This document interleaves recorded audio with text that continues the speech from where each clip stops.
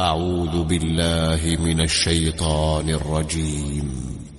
بسم الله الرحمن الرحيم. والفجر وليال عشر والشفع والوتر والليل إذا يسر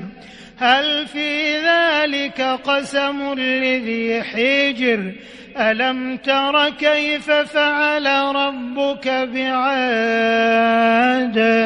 إرم ذات العماد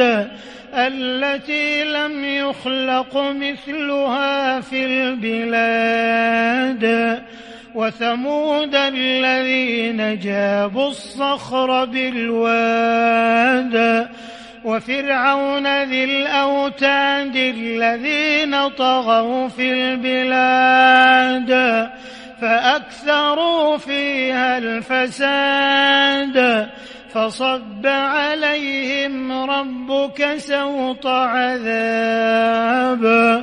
إن ربك لبالمرصاد فأما الإنسان إذا ما ابتلاه ربه فأكرمه ونعمه فيقول ربي أكرمن وأما إذا ما ابتلاه فقدر عليه رزقه فيقول ربي أهانن كلا بل لا تكرمون اليتيم ولا تحاضون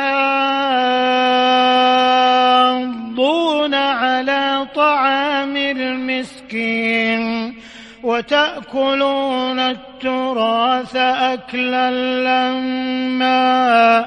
وتحبون المال حبا جما كلا إذا دكت الأرض دكا دكا وجاء ربك والملك صفا صفا وجيء يومئذ بجهنم يومئذ يتذكر الإنسان وأنى له الذكرى يقول يا ليتني قدمت لحياتي فيومئذ لا يعذب عذابه أحد ولا يوثق وثاقه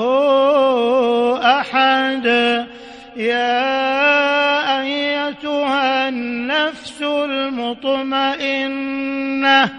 ارجعي إلى ربك راضية مرضية فادخلي في عبادي وادخلي جنتي.